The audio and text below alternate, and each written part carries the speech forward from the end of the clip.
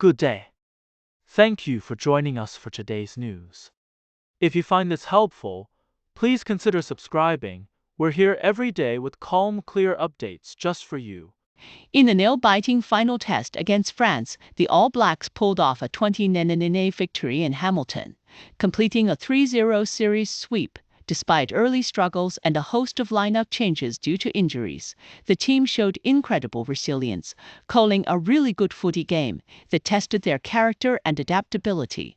The All Blacks came from behind with the bench, playing a pivotal role, especially Brodie McAllister's try-on debut. The French took an early lead, but the All Blacks took control in the final 20 minutes, dominating possession and forcing the French to make over 170 tackles. Captain Ardi Sive acknowledged the pressure France applied and the team's ability to overcome it. With the Rugby Championship on the horizon, the All Blacks have a month to prepare for their upcoming matches against Argentina. This series has proven that even when things don't go perfectly, the All Blacks have the grit and skill to come out on top. Early Saturday morning in Los Angeles, a shocking event unfolded outside a popular nightclub. In East Hollywood, a vehicle drove through a taco stand, a valet podium, and into a crowd of people waiting to enter the venue, injuring at least 30 individuals, 7 of whom were critically hurt. The driver was pulled out by bystanders and physically assaulted, during which one of the onlookers shot the driver. Authorities believe the driver was intoxicated and there's no indication of terrorism. The scene was described as injured and secure the area. The driver, now in stable condition, is in police custody and facing charges like attempted murder. Meanwhile, the suspect who shot the driver is still at large, and a full investigation is underway. The incident has left the community reeling, with many coming together to help the injured and support one another in the aftermath. In today's political climate, online abuse has become a harsh reality for many politicians. A recent panel discussion, hosted by the Ministry for Women, brought together MPs of online harm and its impact on the political landscape. While some MPs told Labour's Duncan Webb and National's Greg Fleming noted that their abuse has often been leg-bursting.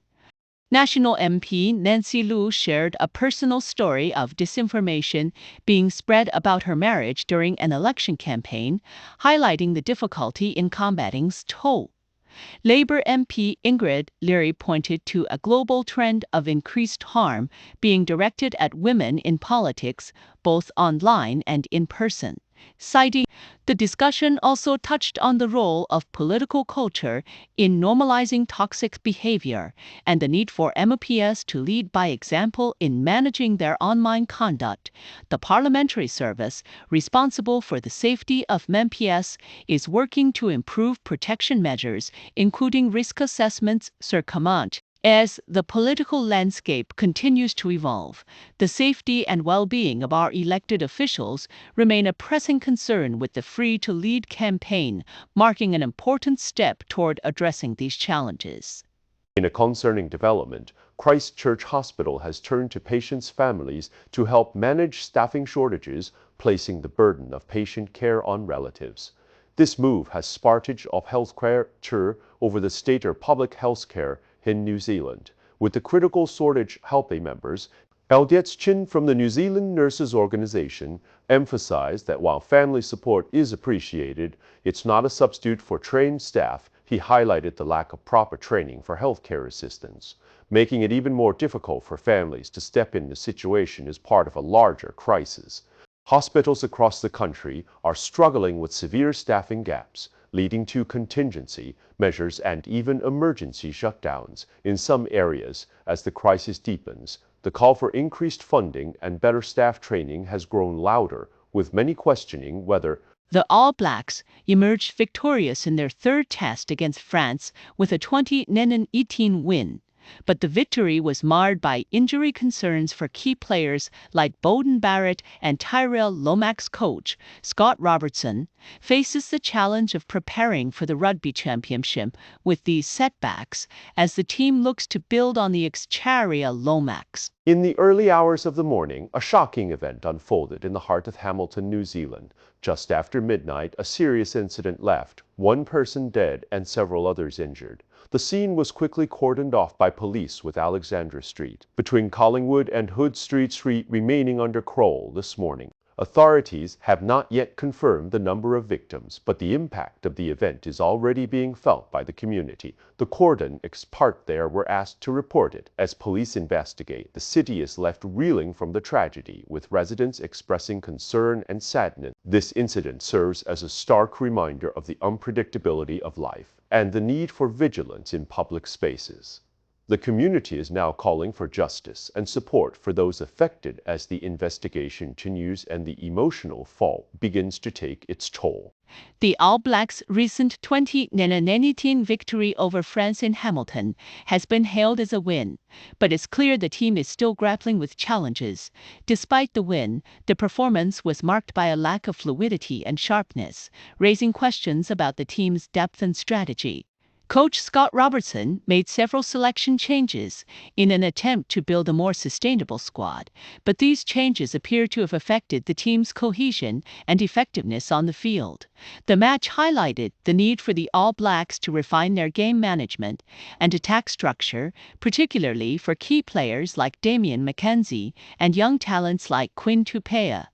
While the win is a testament to the team's resilience, it's clear that the All Blacks have a long road ahead to ensure they can consistently perform at the highest level.